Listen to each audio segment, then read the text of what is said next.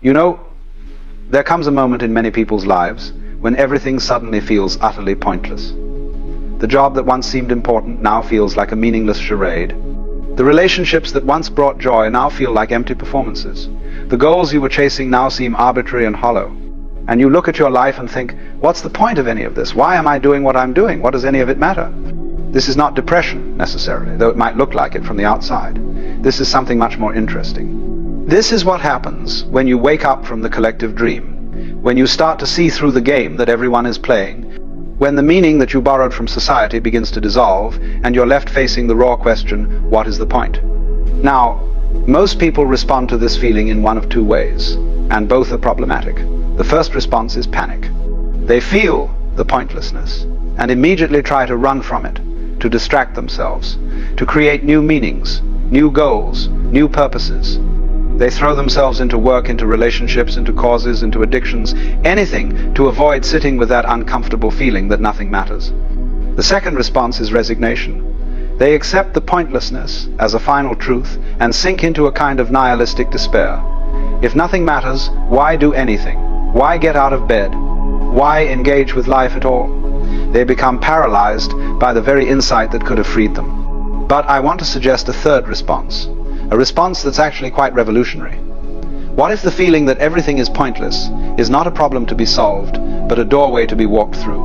What if it's not the end of meaning, but the beginning of a much deeper kind of meaning? Let me explain what I mean. When you feel that everything is pointless, what you're really recognizing is that all the meanings you've been living by are invented. They're made up. They're stories that human beings have told themselves to make sense of existence. And there's nothing wrong with stories, but when you realize that they're just stories, that there's no cosmic necessity to any of them, something very important has happened. You've seen through the game. You've recognized that meaning is not found, it's created. And once you see this, you can never go back to the innocent belief that your job, or your relationship, or your cause has some inherent, absolute meaning. The spell is broken. And this feels pointless at first because you've lost the meanings you were borrowing from outside yourself. Society told you that success matters, that family matters, that progress matters, that leaving a legacy matters. And you believed it. You made these borrowed meanings your own and built your life around them. But now you've seen that these are just agreements, just collective stories that we've decided to take seriously. And once you see the arbitrary nature of these meanings, they lose their power over you. And yes, this creates a void, a sense of pointlessness. But this void is not the end, it's the beginning. You see, as long as you're living according to borrowed meanings, you're not really free. You're like an actor who's so identified with their role that they've forgotten their acting. You take the script seriously because you think it's real, because you think it matters in some absolute sense. But when you realize it's just a script, just a story, you're suddenly free to play the role differently, or to choose a different role entirely, or to write your own script. The feeling of pointlessness is the recognition of your freedom. It's the moment when you realize that you don't have to live according to anyone else's definitions of what matters. You're free to decide for yourself what's meaningful, what's worth doing, how you want to spend your brief time in this strange existence. But here's where most people make a mistake. They think that because nothing has inherent meaning, they now need to create meaning, to impose meaning on a meaningless universe. And so they go searching for their purpose, their passion, their mission. They think they need to figure out what their life is supposed to be about, and then dedicate themselves to it. But this is just another trap. This is taking the feeling of pointlessness and trying to cover it up with a new story, a new meaning, a self-created purpose. And while this might work for a while, it's ultimately just another game, just another way of avoiding the deeper truth. The deeper truth is this: life doesn't need a point. Existence doesn't require justification. You don't need a reason to be here or a purpose to fulfill. The question, what's the point, is itself based on a misunderstanding, on the assumption that there should be a point, that meaning is something life owes you. But what if life is not a journey towards some goal, not a problem to be solved, not a story that needs a satisfying conclusion? What if life is more like music or dance? You don't listen to a symphony in order to reach the end.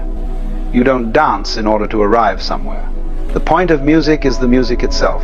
The point of dancing is the dancing itself. It's not going somewhere. It's already here, fully present in each moment.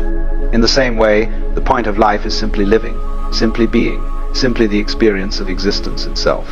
Not for anything, not toward anything, but as an end in itself. This very moment, exactly as it is the point. This breath, this sensation, this thought, this feeling, this is it. There's nothing else you need to get to, nothing else you need to achieve, no higher meaning you need to discover. When you really understand this, when you truly see that life doesn't need justification, something remarkable happens.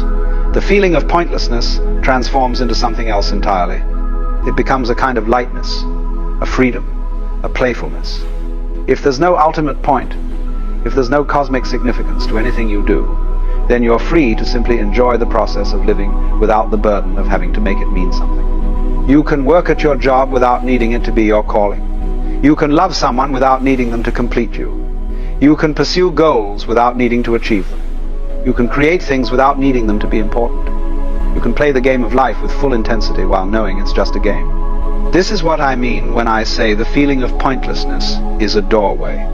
It's the doorway out of seriousness, out of the heavy burden of trying to make your life matter, out of the exhausting project of creating meaning. On the other side of that doorway is a kind of freedom that most people never experience. The freedom to live without needing life to be anything other than what it is.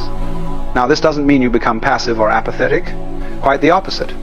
When you're no longer burdened by the need to make everything meaningful, you're actually more free to engage fully with life. You can throw yourself into activities with complete abandon, not because they matter in some ultimate sense, but simply because they're what's happening, because they're the form that life is taking in this moment.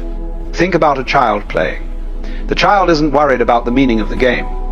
The child isn't asking, what's the point of playing?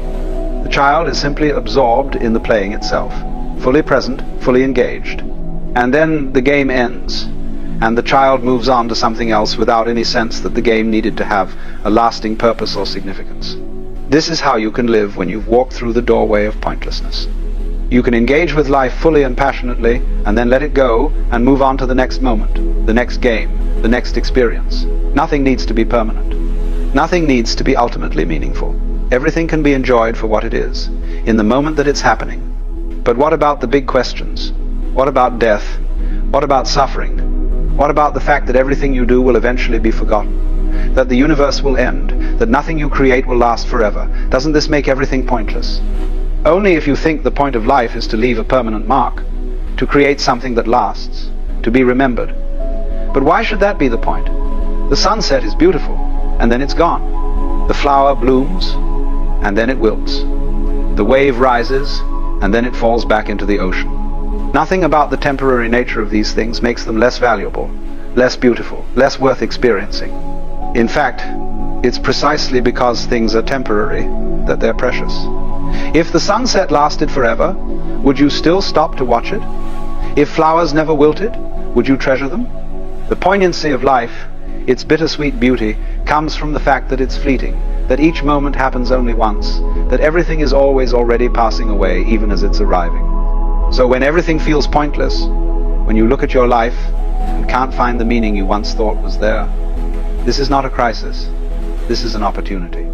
It's the opportunity to stop living for some imaginary future point, some goal or achievement or legacy, and to start living for the sheer fact of being alive, for the immediate experience of existence. What do you do when everything feels pointless? You stop asking what the point is. You stop trying to justify your existence or prove your worth or make your life matter. You simply live. You breathe, you eat, you walk, you talk, you work, you play, you love, you create, not because any of it means something in the grand scheme of things, but because this is what life is. This is what's happening. This is the dance you're dancing. And in this surrender, in this letting go of the need for meaning, you might discover something surprising. You might discover that life becomes more vivid, more immediate, more alive when you stop trying to make it mean something. Colors are brighter when you're not worried about their significance. Food tastes better when you're not concerned with its purpose. Relationships are more intimate when you're not using them to fill some void.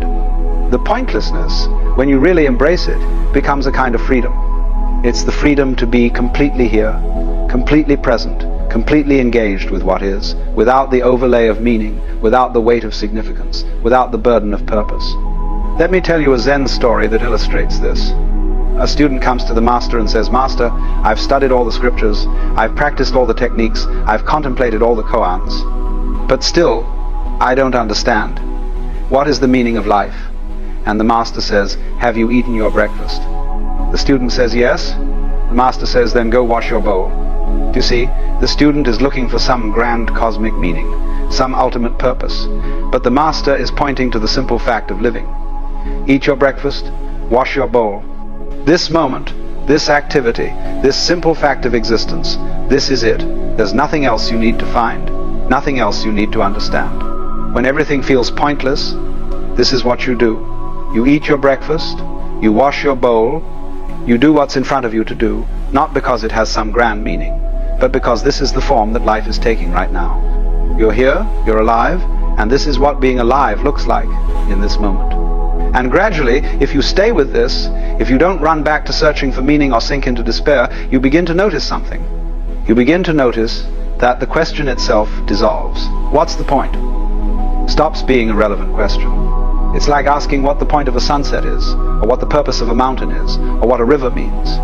These questions don't make sense because these things don't exist for any reason beyond themselves. They're not means to an end. They're ends in themselves. And so are you. You're not here to accomplish something, or to fulfill some purpose, or to make your life mean something. You're here because you're here. You're alive because you're alive. And that's enough. That's more than enough. That's everything. So when everything feels pointless, celebrate. You've seen through the game. You've recognized that all the meanings you were chasing were just stories.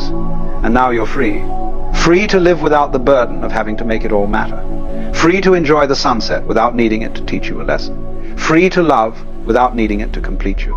Free to work without needing it to define you. Free to simply be alive for no reason at all. This is the great liberation that comes from walking through the doorway of pointlessness.